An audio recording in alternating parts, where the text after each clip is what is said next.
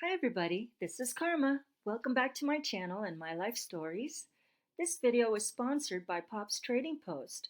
A link to Pop's Trading Post has been listed below. Thank you for joining me.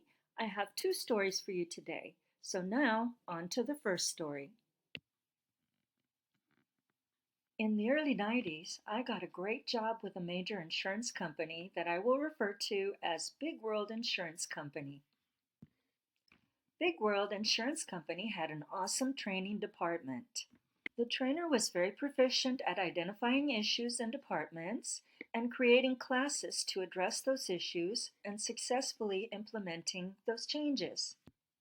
I was in awe of the trainer and decided then and there that I would become a trainer someday. Every training class started off with something called an icebreaker. An icebreaker is an exercise designed to relax the participants and familiarize them with coworkers in more of a social setting. This will make you more comfortable with the people that you work with. For example, an icebreaker could be you introducing yourself to the class and maybe giving out one or two tidbits about yourself to make others remember you and get to know you better. Another icebreaker could be you are assigned to write 3 positive things about someone you just met. There is an infinite number of icebreakers and variations that can be used. The whole department had been called in to take a training class, and as an icebreaker, we were instructed to write a secret talent or something unusual about ourselves on a piece of paper that would go into a hat. The trainer would then pick out a slip out of the hat and would read it to the entire group. Everyone in the group would then have to try to guess who the secret talent or something unusual belonged to. It was a fun exercise, and because of it, I learned which of my coworkers played in a band, which coworker could play the piano, and who had traveled to Europe. There were about 40 people in my department, so as you can imagine, this exercise took a while. I couldn't wait for the trainer to pull out my talent, but the exercise just went on and on. The 39th slip of paper said, "I love Dolly Parton." There were only 2 of us left by default, a supervisor and myself. The supervisor was a very attractive African American lady with an air of confidence and competency about her. And then there was me, a blonde, geeky, 30-year-old, nondescript white girl. Everyone yelled out that I was the one that loved Dolly Parton. I shook my head, and the supervisor stood up and said, "Dolly Parton is one of my most favorite singers. I grew up on her music." As everyone sat there in stunned silence, the trainer picked out the final slip of paper. Number 40 simply said, "I know all the words to Coolio's Gangsta's Paradise."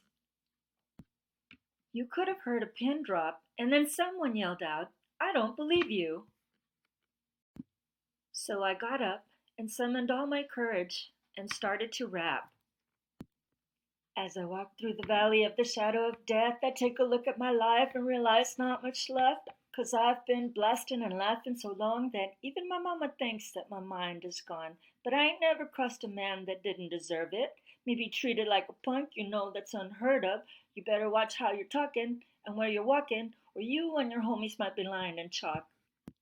"How do you know that?" someone demanded. I explained that I had a sullen teenager at home who vocalized his angst through music. This is how I communicated with him.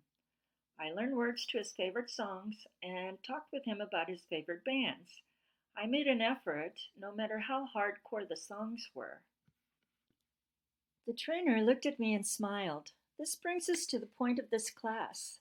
Never judge a book by its cover. I've been to many other training classes since then, but none as impactful as this one. This training session always stands out as one of the best, and now that I too am a trainer, this icebreaker is one of my favorite teaching tools. Karma, thank you for reading my story, and I give you permission to read it on your channel. That was a really interesting story, but I almost didn't read it because of the rap that was there. I don't know how she was brave enough to go through with it, but I imagine that since it was something she did all the time at home, it just came naturally to her. Now, I know I'm no rap star and I don't need anybody's comments to verify that, but I am curious to see if anyone else has had to do something that completely took them out of their comfort zone. Let me know in the comments below. Thank you once again to Pop's Trading Post for sponsoring this video. And now, on to the second story.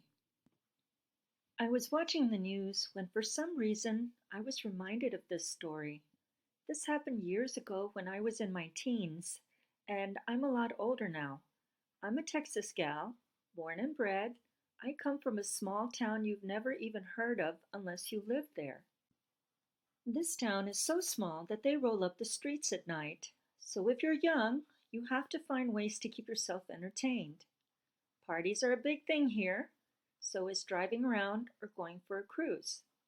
It's not uncommon to see a car full of girls or boys driving around the entire town over and over again, looking for an adventure. When I was 16, I was fairly good looking. I worked at the local fast food place where I got to see all my friends and get paid as well. I did attract a lot of male attention, as most girls do when they're that age.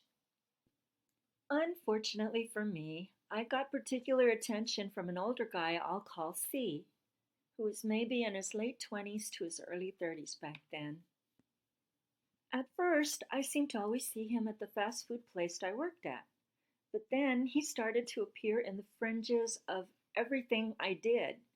Did I go to a party? He was there. I went to a dance? There he was. It just didn't matter what I did. He was always there. Then, my boss bought a separate business and asked me to work there. He had to hire new personnel and asked if I could train them. And guess who it turned out to be? My boss had a warped sense of humor and got a big kick out of the fact that I was C's unrequited love. As such, he took malicious glee in scheduling us to work together most nights. My mom would always worry about me and would show up and spend time at work with me whenever it was slow. Now, my mom was as smart as a whip, where I obviously was not. As soon as things slowed down, she would order me to complete all the cleanup and prepare all the food for the next day. "Get to work, lazy," she would yell at me with a wink. C would hear her and would insist on doing everything himself. So most nights, I would wind up sitting in a booth with my mom, watching C race around trying to get everything done by himself. It never helped that I would insist on doing at least half of the work. That one earned me a good hard pinch from my mother. I loved to go dancing, but I was miserable to constantly turn around and bump into C. And I hated to dance with him, as he was almost a whole head shorter than I was. I actually liked him just fine, but I did not want to be his girlfriend. One of the only other alternatives I had left was to drive around town with all my friends. So that's what I would do. My friends were noisy, funny, and they made wild suggestions as to what we could do next.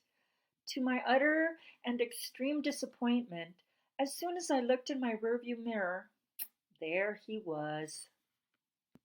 No matter what I did, speed up, swerve into side streets at the last minute, he would follow.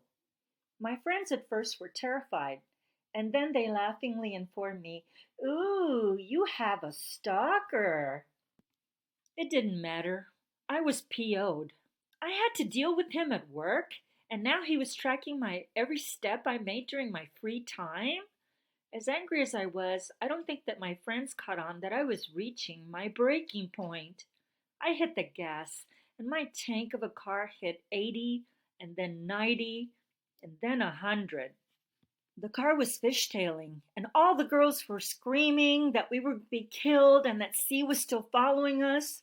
I was driving recklessly and fuming the whole time because I was unable to shake C's midnight blue car. There were times when he tailgated me and got dangerously close at the high speeds we were traveling at. We were actually lucky that there were no police out that night. As he continued to tailgate me, I eased off the gas a little, and then I slammed on my brakes. It all seemed to happen in slow motion. I heard the screaming from my friends and the squealing tires as he tried desperately to avoid colliding into me. When the car completely stopped, I unbuckled my seatbelt and exited the car. As I walked towards the back of my car, I saw C's midnight blue car maybe a quarter of an inch from my bumper. I looked up at C, and his head was on his arms on the steering wheel. At that moment, I was struck with the possibility that I may have possibly killed him. He was older than I was. What if he had a heart attack? Like how much time do you get for involuntary manslaughter, I thought. Where's a good place to hide a body? At that moment, C picked up his head and looked at me, then screamed, "What the H is the matter with you? Are you trying to kill us all?" "You better quit following me," I yelled at him, "or one day there's gonna be a bad accident and you'll kill me instead." I got back in my vehicle and peeled away, friends screaming and laughing that the disaster had been averted. That was the most excitement we had that night, and everyone kept talking about it until it got blown up to epic proportions. Thankfully, C quit following me whenever I drove around. If he did happen to see me, he kept a respectable distance. I still had to deal with bumping into him whenever I turned around, but at least I knew that I was safe whenever I drove. C may have been obsessed with me, but he was harmless. I continued to be his unrequited love until my mid-20s, when he found another 16-year-old girl to idolize. Now, I sort of wish I was someone's unrequited love. When I had that kind of attention, I just didn't appreciate it, and now I feel like I just blend into the woodwork. Sorry about the anticlimactic ending, Karma. This was just a fun stroll through memory lane for me. Yikes, it's always a little disconcerting to have someone idolize you so much. I don't know if anybody else has ever had a stalker, but my younger brother had a girl that stalked him and would not leave him alone. She made countless passes through our block and called enough times that my brother, who is the sweetest and most gentle guy on earth, started to get a little fed up. It all came to a head one day when she was not paying attention and she accidentally ran over my mom's dog. That's the thing about stalkers, I guess. A serious event will bring them to their senses and get them to move on. I hope you liked these stories. I'd like to thank the two authors that wrote today's stories, and if you would like your stories read on my channel, please submit them to karma@karmagetin.com. Catch you in the next one, and remember, do something nice today and help me change the world.